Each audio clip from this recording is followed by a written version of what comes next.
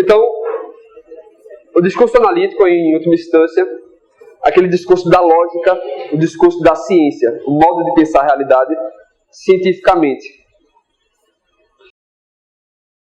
Eu estava planejando ter umas aulas de lógica com vocês, mas eu vou ver como é que vai ser, se vai dar tempo e tudo mais. Vou deixar para depois, né? Porque o pessoal geralmente estila com a aula de lógica. Para pensar, né? Mas assim, de uma certa maneira, se a gente tivesse visto as aulas de lógica, talvez ficasse mais fácil entender a analítica aristotélica. Então eu coloquei a citação dessa aula, uma citação do Kant. O que é que ele diz? Em relação à história da lógica, apenas mencionaríamos que ela deriva da analítica de Aristóteles. Então a lógica, todo o pensamento lógico deriva da analítica de Aristóteles. Desde o tempo de Aristóteles, a lógica não se desenvolveu muito em extensão, né, em conhecimentos novos, em questões novas. Pois a sua natureza realmente não permite. Mas ela pode evoluir em relação à precisão, definição e distinção. Ou seja, de fato, Aristóteles foi o inventor da lógica. Né? Como a gente falou, Aristóteles ele sempre parte, as suas investigações, das opiniões respeitáveis. No livro da lógica ele diz, olha, antes de mim não teve ninguém que pensou isso, então estou inventando isso. Então assim, ele disse, sou eu que realmente estou trazendo essa formalização. Então desde que Aristóteles inventou a lógica, de fato, né, o Kant, isso foi 1000 anos depois de Aristóteles, 1500 anos depois de Aristóteles, de fato, a maneira aristotélica de pensar a lógica é bastante segura, é bastante profícua. Só na passagem do século XIX para o século XX, que começaram a fazer uma reformulação da lógica, na lógica simbólica matemática. Mas mesmo assim, entre os especialistas, há muita discussão para saber se essa nova lógica, de fato, joga fora o que Aristóteles fez, ou se ela é, como Kant está falando, apenas uma reformulação mais precisa do que Aristóteles já colocou. Então, de qualquer forma, entender a lógica aristotélica é muito útil para dar um adestramento melhor para a nossa mente, para que ela pense de maneira mais precisa. Então, o livro que o Aristóteles, que traz os escritos da analítica de Aristóteles, é o Órgano. É importante a gente frisar a questão de que o Aristóteles ele não escreveu o Órgano tal como ele está. Aristóteles fez trabalhos de analítica, avulsos, e aí posteriormente alguém pegou esses trabalhos e organizou-os no Órgano. Então, o formato do Órgano é uma escolha editorial, não uma escolha do Aristóteles. Contudo, essa escolha editorial faz sentido no seguinte modo. O Órgano ele trata desses seguintes tópicos. A primeira parte do Órgano trata das categorias, que trata dos conceitos isolados, a unidade mínima do discurso, a unidade mínima do pensamento. A segunda parte, a interpretação, trata das proposições, ou seja, das articulações, das combinações desses conceitos isolados. O analítico primeiro vai tratar dos silogismos formais, ou seja, os silogismos são o quê? As articulações das proposições. Proposição 1 articulada com proposição 2 gera a proposição 3. No analítico primeiro, ele vê essas articulações apenas no seu sentido meramente formal.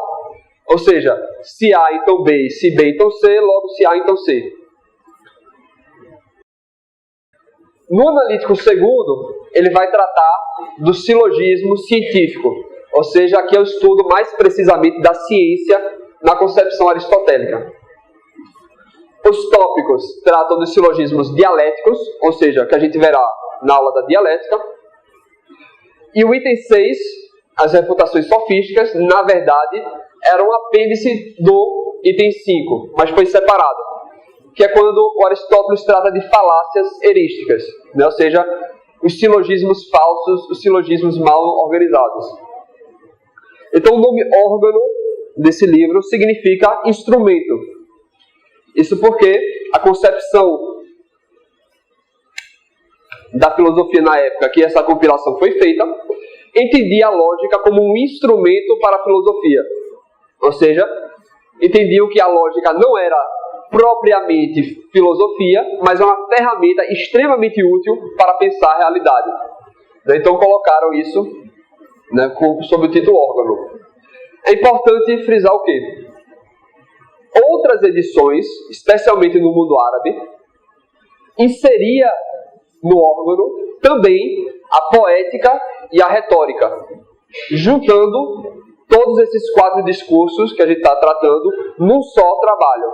Então essa separação da poética e da retórica do restante do trabalho lógico, né, da linguagem do Aristóteles, essa separação é uma decisão editorial. Então bora falar sobre cada uma das partes desse livro. O primeiro livro traz as categorias, que é o conceito isolado, a unidade mínima do pensamento, a unidade mínima do discurso. A concepção aristotélica clássica, como um todo, não separava muito realidade de pensamento e de discurso. Ou seja, os símbolos, né, os discursos, os pensamentos e a realidade estavam muito intimamente ligados.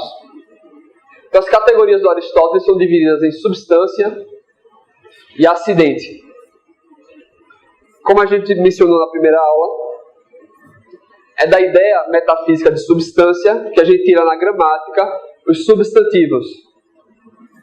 E é na ideia metafísica de acidente que a gente tira os adjetivos, né? Aquilo que está junto. Então, o Aristóteles diz que os acidentes eles podem se dar de diversas maneiras. Pode se tratar da qualidade, da quantidade, ação, paixão, pá. Porém, qual é o ponto central em Aristóteles? Os acidentes, eles não existem por si só. Eles não existem isoladamente. E aí que entra, né, aquela discussão do mundo das ideias e tudo mais, né, de Platão, Aristóteles, a diferença de como eles entendem os universais.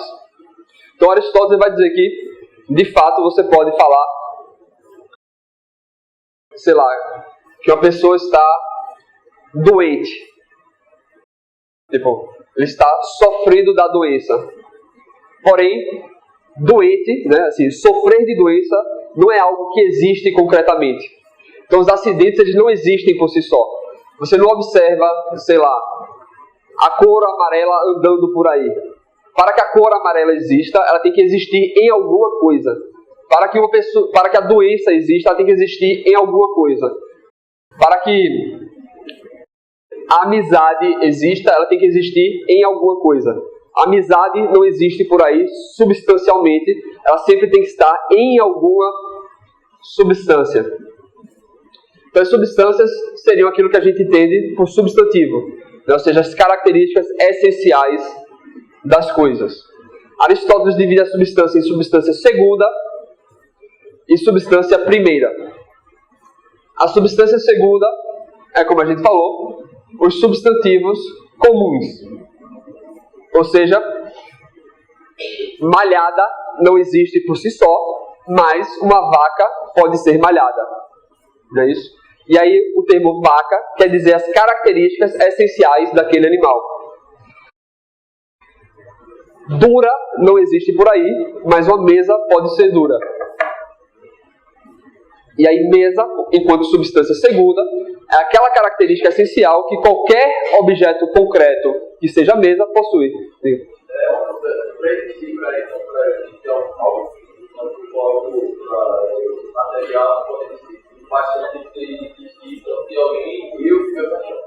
Isso, se alguma substância, algo que tenha substância, tenha paixão. A paixão ela não consegue existir por si só. A paixão só existe se alguma substância tiver paixão.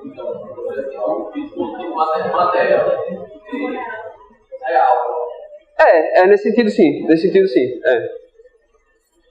Tem que existir. E aí o que acontece? A substância segunda também ela não pode existir por si só. A substância segunda sempre tem que existir em uma substância primeira. E a substância primeira, aí sim, são os objetos em suas individualidades. Então, sei lá, você pode dizer que o mamífero é mortal, não é isso? Mortal é um acidente. mamífero é substância segunda, mas mamífero não existe por aí. O que existe são indivíduos concretos que possuem a característica de ser mamífero. Então, a vaca, um gatinho, um cachorro, uma pessoa, então, sei lá, mimosa, né, o rex e por aí vai, miau, objetos individuais. Então tem essa hierarquia. Acidentes não existe por si só, tem que estar sempre em alguma substância. Substância segunda também não existe por si só, tem que estar sempre em uma substância primeira. Tá clara essa hierarquia? Também não? Substância primeira são os objetos individuais. Em sua individualidade. Por exemplo, polegar. Polegar não existe sem ter um dedo concreto que seja polegar. Mamífero não existe se não tiver animais que sejam de fato mamíferos. Vamos supor que tem uma bomba que explode todo o planeta Terra. Não existe mais indivíduos, substâncias primeiras que sejam mamíferos. Então, a substância segunda não pode existir. Isso. É não? Não. Por diversos graus. Não é isso? Então, você pode dizer que o dedo polegar, ele possui uma característica essencial que todos os dedos polegares possuem em comum. Mas ser um dedo da mão é acidental ele ser polegar. Se você está pensando no conceito entre dedos de mão, então sim, ser polegar, ser indicador, ser que são acidentes.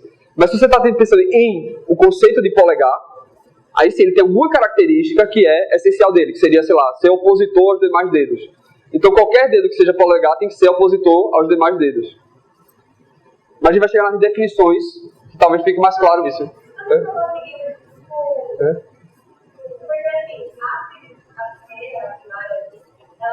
Ela sempre existe só ela não depende de ninguém, certo? Isso.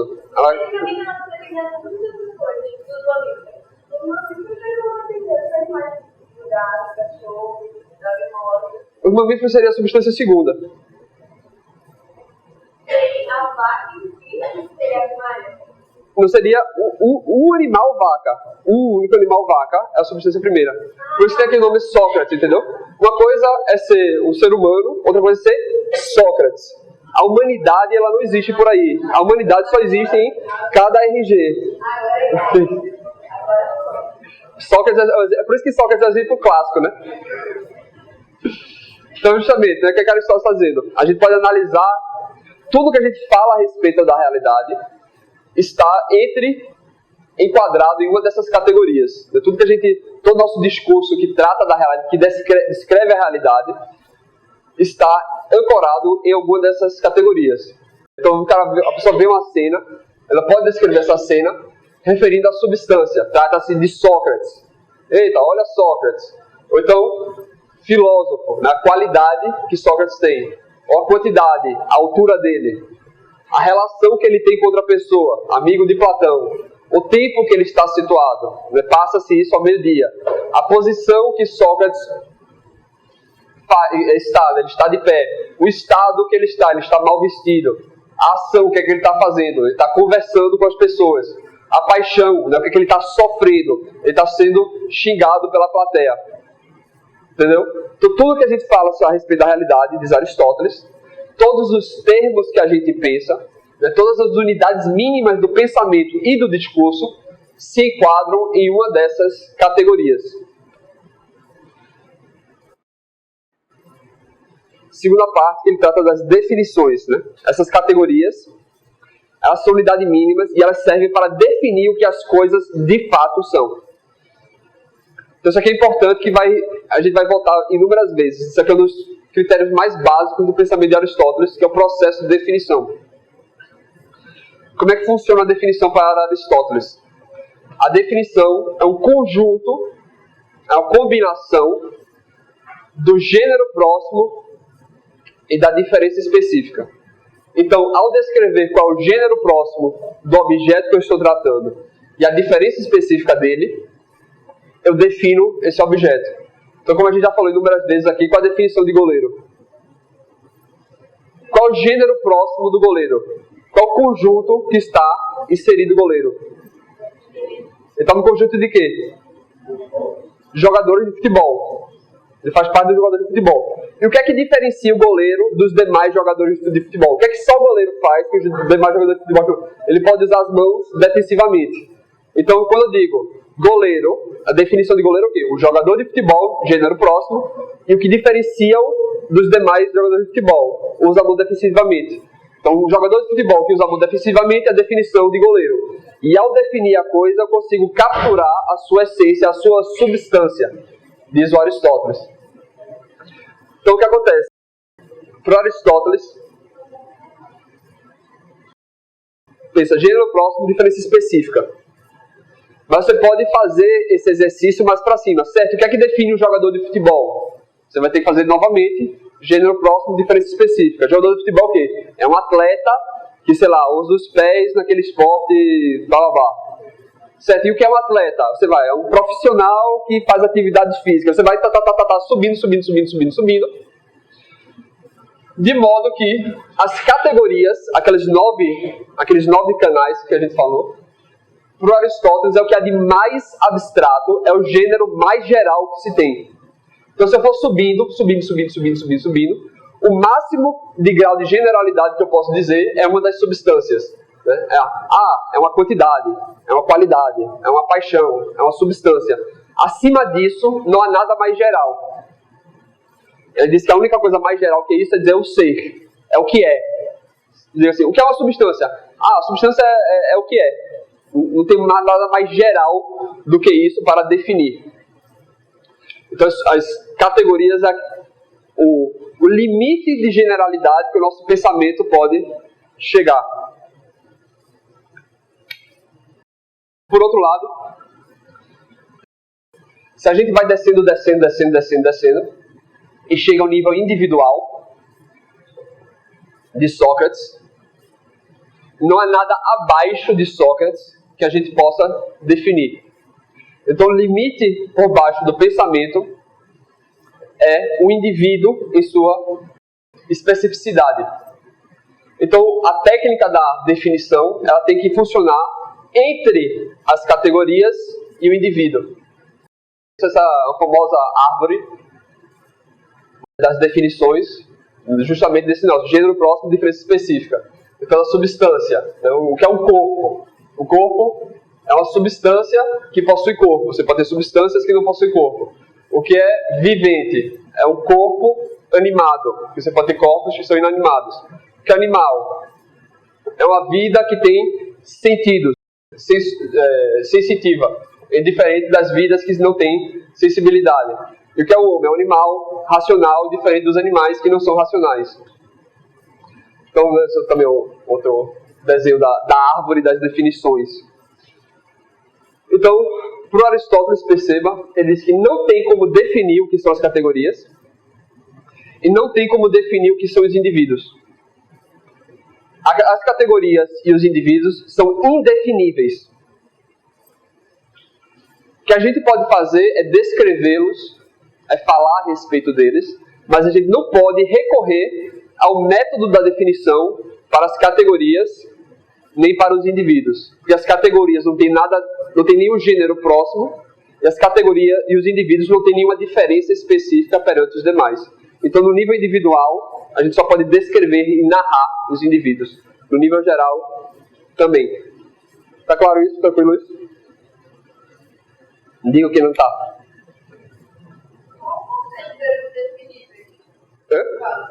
Gênero próximo, diferença específica. Isso, porque, por exemplo, definição de goleiro. Você não vai começar definindo goleiro assim. Goleiro é um mamífero. Você começa o quê? Com o gênero que está imediatamente próximo do goleiro. Você não vai por gêneros distantes. Então, as categorias não tem nada acima delas. Então, elas não tem como fazer uma definição, porque elas não tem como recorrer ao gênero próximo para dizer a diferença específica que ela tem com as outras. Os indivíduos, os objetos individuais, eles não têm nenhuma diferença específica que os diferencie dos demais. Então, não há como definir racionalmente os objetos em suas individualidades. É o limite. É como se fosse assim, o menor a menor generalização possível ao indivíduo. Você não tem mais nenhum ponto de comparação para baixo do indivíduo.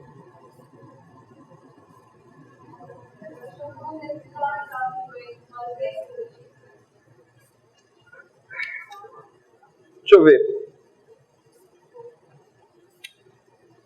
Você tem algum animal? Qual animal? Qual o nome do seu gato? Diga, o nome de qualquer um. Como? Frida. Como é que você define Frida? Qual o gênero próximo que ela tem? Seus gatos. Não, assim, é os seus gatos. Ela faz parte do conjunto dos seus gatos. É isso que ela tem em comum com os outros. Qual a diferença específica que só ela tem perante os demais? Certo, mas ela tem comunidade com outros gatos que são brancos e cinza, digamos assim. Mas você vai começar o quê? A descrever as características dela, todas. E não há nenhum grupo que você possa colocar para dizer que esse grupo é uma diferença específica perante os demais. Então você não tem como definir, porque definir é pensar generalidades. O nível mais individual, tipo, essa cadeira daqui específica, não tem como definir. Esse objeto, em sua individualidade, eu não tenho como definir. Eu posso descrevê-lo, dizer, é uma cadeira que está aqui em tal colocação, em tal lugar da sala, em tal ponto, mas eu não tenho como recorrer a essa técnica de definições. Então, os predicamentos. As categorias são as unidades mínimas do pensamento, do discurso. Os predicamentos é a articulação dessas unidades mínimas. Então, o que é que o Aristóteles diz? Os termos isolados, tal como estudado nas categorias, nos predicamentos, a gente não consegue dizer se eles são verdadeiros ou falsos. Então, se eu digo para vocês, azul é verdade ou falso? Amor é verdade ou falso? Os termos em suas questões isoladas, em suas peculiaridades, não são passíveis de serem verdadeiros ou falsos. Eu tenho que articular os termos para dizer se eles não são verdadeiros ou falsos. Então, por exemplo, quando eu digo assim, a cadeira é azul, aí sim eu posso dizer se isso é verdadeiro ou se é falso. A articulação dos termos é que podem ser verdadeiros ou falsas, mas os termos isoladamente não são. Então, se eu pego uma frase, por exemplo, molejo é melhor que Beatles, como é que eu faço? Eu olho para a realidade, vejo se molejo de fato é melhor que Beatles, e se a realidade se comporta com o juízo que foi feito, esse juízo é verdadeiro, e se a realidade difere do juízo, esse juízo é falso. Então, olha para a realidade e vejo que, de fato, o molejo é melhor que Beatles. As evidências estão todas aí. Então, a frase é verdadeira. Ou então, eu digo assim, mimosa é uma vaca. Eu olho para a realidade, vejo que mimosa não é uma vaca, ela é uma planta. Então, a frase mimosa é uma vaca é falsa. Então, a lógica dele é o seguinte, os termos isolados não são passíveis de serem verdadeiros ou falsos. A verdade ou a falsidade está na articulação dos termos. Então, quando eu digo assim, mimosa é malhada, essa articulação, que foi afirmativa, será verdadeira se essa articulação corresponde com a realidade e será falsa se não corresponde com a realidade. Perceba que eu escolhi os termos meio ambíguos, né? Mimosa é uma vaca e tudo mais. Então, no discurso poético, como a gente falou, os símbolos, eles sempre têm várias camadas de significados. Os símbolos podem ter significados, inclusive, contrários, ambíguos e tudo mais. Então, a linguagem simbólica, a linguagem poética, ela é sempre revestida de múltiplas significações. Ela é sempre metafórica e, por isso, sempre apontando para dois lados. Já no discurso analítico, as ambiguidades são um grande problema. O discurso analítico tem que ter o mínimo de ambiguidades possíveis. Porque se eu pego essa frase, mimosa é malhada, interpreto mimosa como a substância primeira, ou seja, o nome de uma vaquinha, e entendo malhada como a qualidade de ter malhas, né, de ter manchas, então essa frase pode ser verdadeira. Mas se eu interpreto mimosa não como substância primeira, mas como substância segunda, sendo o tipo de uma planta, e eu interpreto malhada não como sendo possuindo manchas, mas como sendo muito forte, então é uma frase falsa.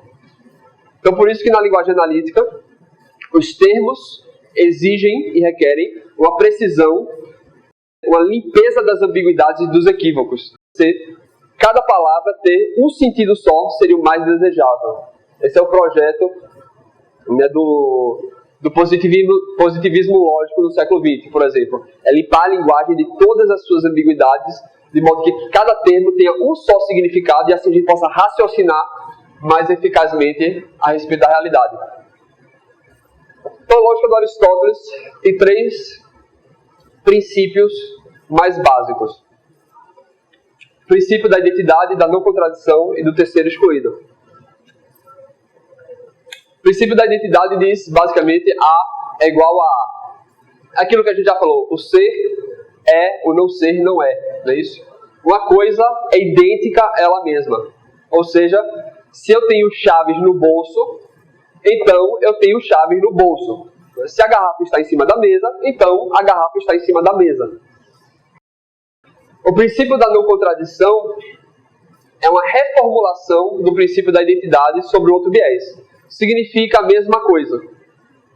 É porque a gente não viu os símbolos lógicos, então talvez fique um pouco confuso.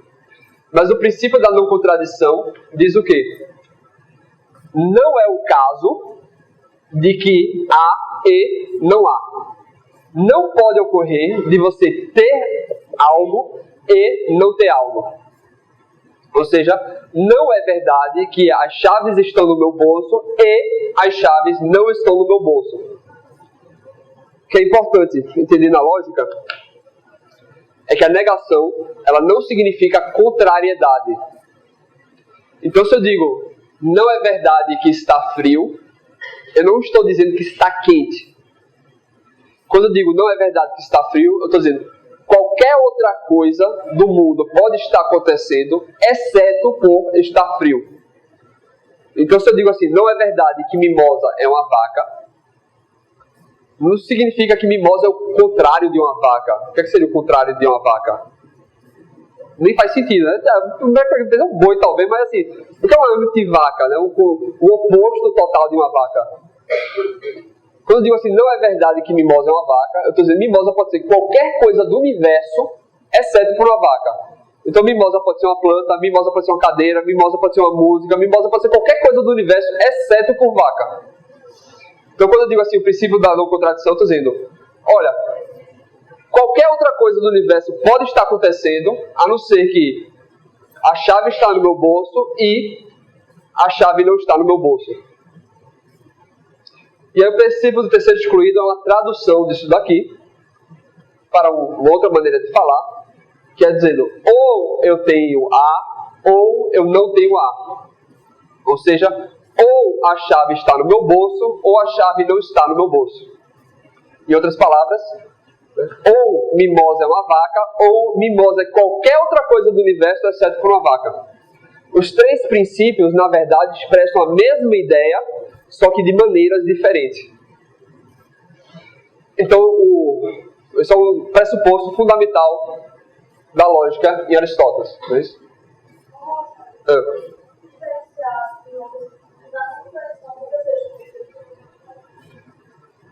Não é verdade. Tenta me explicar qual a parte que ficou mais confusa.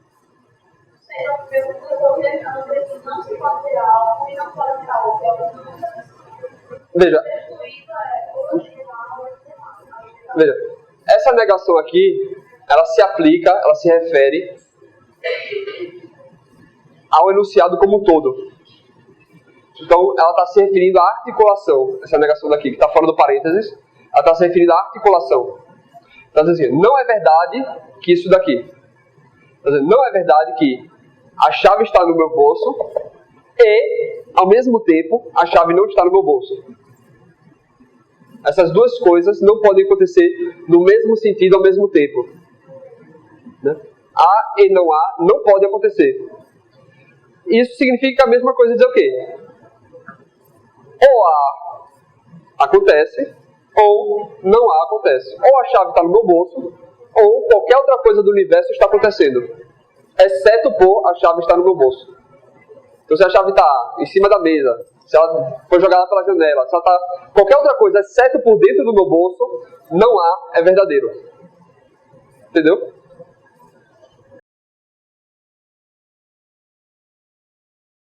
E aí, as pessoas, mesmo na época de Aristóteles, tentavam descartar, tentavam rejeitar esses princípios. E Aristóteles vai refutá-los. Aristóteles vai os refutar na seguinte maneira. É bastante sutil. Primeiro preciso falar para vocês o que é uma contradição performativa. A ideia de contradição performativa é a ideia de que atos, comportamentos, expressam alguma coisa. E alguém diz assim, quem dá mil, quem dá mil, quem dá mil, e você levanta a mão. Ao levantar a mão, o que você está fazendo? Você está comunicando que você quer pagar 1000. Então, um ato comunica, expressa algo. A ideia de contradição performativa é quando um ato que você faz contradiz algo que você expressou.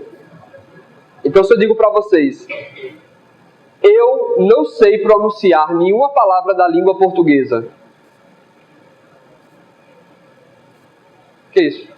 O fato de eu ter pronunciado palavras da língua portuguesa contradiz o enunciado que eu expressei. Então, uma ação nega o conteúdo lógico da expressão. Isso é uma contradição performativa. E aí, como é que o Aristóteles vai refutar a noção de que esses 3 princípios podem estar errados, recorrendo a essa noção? Ele diz o seguinte, nós podemos demonstrar qualquer impossibilidade de qualquer coisa através da refutação apenas se o nosso oponente estiver disposto a falar alguma coisa. Se o nosso oponente não fala nada, é um absurdo tentar argumentar com uma pessoa que não argumenta nada. Pois uma pessoa assim não é melhor do que um vegetal. Então falar com uma pessoa que não argumenta nada é a mesma coisa que estar falando com a árvore. Olha, o princípio da identidade existe, viu? Não adianta nada. Então, ele está dizendo, o ponto de partida para qualquer discussão que seja é aceitar o fato de que a pessoa que está discutindo comigo está falando algo. O fato de que está falando algo e que esse algo que ele esteja falando tem algum significado, que ele não está simplesmente fazendo blá blá blá blá blá blá blá blá blá blá. E aí, essas pessoas que rejeitam a racionalidade, rejeitam de que através da razão é possível a gente atingir algum conhecimento, o que é que eles estão fazendo? Eles estão usando da razão, eles estão usando da argumentação para dizer que é impossível argumentar, que é impossível raciocinar, que é impossível conhecer. Então ele diz que é evidente que a discussão com um adversário desse tipo não pode versar sobre nada, porque na verdade esse adversário não está dizendo nada. Ele diz que uma coisa é e que não é ao mesmo tempo. E que, ao contrário, a coisa que não é também ao mesmo tempo. Então é feita lá a frase do Barney, né, que nada e tudo é impossível. É uma frase, é um barulho, é uma voz, mas essa voz não refere-se a nada na realidade. E aí ele diz o seguinte: é impossível a gente agir negando o princípio da identidade. Por quê? Se você acredita que uma coisa pode ser boa e não boa ao mesmo tempo, você não faria distinção entre 2 atos. Se eu acredito que tomar água, tomar veneno mata e não mata, eu não faria distinção entre tomar veneno ou não tomar veneno. É por isso que Aristóteles diz que uma pessoa que nega o princípio da identidade, por que ela escolhe, sei lá, ir para a fila do restaurante universitário ao invés de se deitar na BR? Já que se deitar na BR e não se deitar na BR é a mesma coisa. E que ir para a fila do restaurante universitário e não ir para a fila do restaurante universitário é a mesma coisa, né? Porque logo de manhã ele não se deixa cair no poço ou no precipício quando se depara, mas evita cuidadosamente, como se estivesse convencido de que cair ali não é absolutamente coisa boa e não boa ao mesmo tempo. E aí o filósofo árabe, o Avicena, comentando Aristóteles, ele dá uma reformulação um pouquinho mais grosseira do que a do Aristóteles. Ele diz assim: é necessário que lancemos o tolo que rejeita o princípio da identidade ao fogo. É que a gente toque fogo na pessoa que diz que o princípio da identidade não é válido. Visto que ele defende que fogo e não fogo é a mesma coisa. E depois, com açoites, né, a gente espanca essa pessoa, já que sentir dor e não sentir dor é a mesma coisa. Então o argumento dele é o quê? A gente pode até falar, né, enunciar, fazer barulhos de que o princípio da identidade não é válido.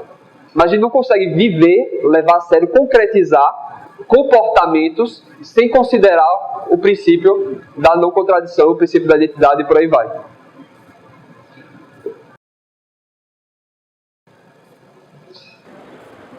Eu vou fazer bem rapidamente o quadrado lógico.